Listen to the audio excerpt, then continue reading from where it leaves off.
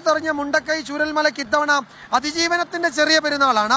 ചൂരൽമല പള്ളിയിൽ ഈദ് നമസ്കാരത്തിൽ മുണ്ടക്കൈ സ്വദേശികളും പങ്കെടുക്കുന്നുണ്ട്. അപ്പോൾ അവിടുത്തെ ഈദ് നമസ്കാരത്തിന്റെ വിവരങ്ങൾ സുർജിത്ത് അയ്യപ്പത്ത് ചൂരൽമല പള്ളിയിൽ നിന്നാണ് വരുന്നത്. അതിജീവനത്തിന്റെ ഒരു പെരുന്നാളാണ്, അതിജീവനത്തിന്റെ ഒരു ഈദ് നമസ്കാരമാണ് അവിടെ നടക്കുന്നത്. സുർജിത്ത്, അവിടെ വിശ്വാസികളൊക്കെ ധാരാളം എത്തുന്നുണ്ടല്ലോ അല്ലേ? കഴിഞ്ഞ തവണയൊക്കെ എല്ലാവരും കൂട്ടത്തോടെ ഒരുമിച്ച് വന്ന് പങ്കെടുത്തതാണ്. ഇപ്പോൾ അവിടുത്തെ അവസ്ഥ എന്താണ്, അവിടുത്തെ കാഴ്ചകൾ എന്താണ് സുർജിത്ത്? മറ്റു വിവരങ്ങൾ. വിജയകുമാർ, ഞാനിപ്പോൾ നിൽക്കുന്നത് ചൂരൽമല പള്ളിയിലാണ്. ഇവിടെ ഈ ഈദ് നമസ്കാരം അല്പസമയത്തിനകം തന്നെ ആരംഭിക്കും. ഒരുക്കങ്ങൾ പൂർത്തിയായിട്ടുണ്ട്. വിശ്വാസികൾ പലയിടത്തായി ചിതറിപ്പോയ മനുഷ്യർ പലരുമുണ്ട്, മുണ്ടക്കൈക്കാരുണ്ട്. അവരെല്ലാം തന്നെ ഈ പള്ളിയിലേക്കാണ് എത്തുന്നത്. ഈ പള്ളിയെ സംബന്ധിച്ചിടത്തോളം ഒരുപക്ഷേ ദുരന്തത്തിന് ശേഷം ഈ പള്ളിയായിരുന്നു എല്ലാം. അതായത് എല്ലാവരും ഒത്തുകൂടുകയും ഇവിടെ ഇരുന്നാണ് ഭക്ഷണം കഴിച്ചത്, ഇവിടെ ഇരുന്നാണ് വിശ്രമിച്ചത്. അത്തരം കാര്യങ്ങളെല്ലാം തന്നെ ഇവിടെയായിരുന്നു. അതായത് ഈ പള്ളി, വെള്ളാർമല റോഡിലെ ഈ പള്ളി എന്ന് പറയുന്നത് ഒരു പ്രധാനപ്പെട്ട ഒരു കേന്ദ്രമായി മാറിയിരുന്നു. എല്ലാവരുടെയും രക്ഷാപ്രവർത്തകരുടെ അടക്കം പ്രധാനപ്പെട്ട ഒരു കേന്ദ്രമായിരുന്നു. ഉദ്യോഗസ്ഥരും മാധ്യമപ്രവർത്തകരും ഉൾപ്പെടെയുള്ളവരെല്ലാവരും വിശ്രമിച്ചിരുന്നത് ഈ പള്ളിയിൽ ആയിരുന്നു. ഈ പള്ളിയിൽ നിന്നായിരുന്നു ഭക്ഷണം കഴിച്ചിരുന്നത്.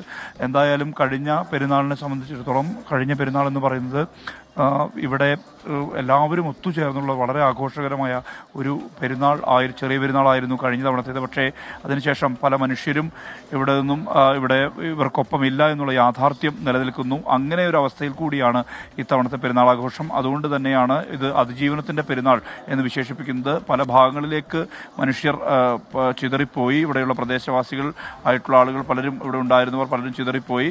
മുണ്ടക്കൈ പള്ളി, അത് അവിടെ ഈ ഉരുൾപൊട്ടലിനെ തുടർന്ന് മുണ്ടക്കൈ പള്ളി ഭാഗികമായി തകർന്നു. അങ്ങനത്തെ അവസ്ഥയെല്ലാം തന്നെ നിലനിൽക്കുന്നു. അതുകൊണ്ട് തന്നെ മുണ്ടക്കൈയിലെ ആളുകളും പല ഭാഗങ്ങളിലേക്ക് മാറിപ്പോയ ആളുകളും ഈ പള്ളിയിലേക്കാണ് വരുന്നത്. ഇവിടെയാണ് നമസ്കാരം, പെരുന്നാൾ ദിനത്തിലുള്ള നമസ്കാരത്തിൽ ഭാഗമാകുന്നത്. അതിനുശേഷം പുത്തുമലയിൽ കൂട്ടപ്രാർത്ഥനയും നടക്കുന്നുണ്ട് എന്നുള്ളതാണ്. പുത്തുമലയിലാണ് ഇവിടെ ദുരന്തവുമായി ബന്ധപ്പെട്ട് മരിച്ചവരുടെ മൃതദേഹങ്ങൾ സംസ്കരിച്ചിരിക്കുന്നത്. അവിടെ കൂട്ടപ്രാർത്ഥന നടക്കുന്നുണ്ട്. ഒപ്പം തന്നെ മുണ്ടക്കൈയിലെ ഖബറിസ്ഥാനിലും പ്രത്യേക പ്രാർത്ഥനകൾ നടക്കുന്നുണ്ട്. എല്ലാ അർത്ഥത്തിലുള്ള ക്രമീകരണങ്ങൾ, ഒരുക്കങ്ങൾ പൂർത്തിയായ അല്പസമയത്തിനകം തന്നെ ഇപ്പോൾ ഇതിന് നേതൃത്വം നൽകുന്നത് ജുനൈദ് അസ്ഹരിയാണ്. അദ്ദേഹമാണ് ഈ പ്രാർത്ഥനകൾക്ക് നേതൃത്വം നൽകുന്ന ഖത്തീബ്. എന്തായാലും അതിൻ്റെ ഒരുക്കങ്ങൾ, ക്രമീകരണങ്ങളാണ് കാണാൻ കഴിയുന്നത്. അല്പസമയത്തിനകം തന്നെ ഈ പ്രത്യേക നമസ്കാരം, പ്രത്യേക പ്രാർത്ഥനകൾ ഈ ചൂരൽമല പള്ളിയിൽ നടക്കും. വിജയകുമാർ.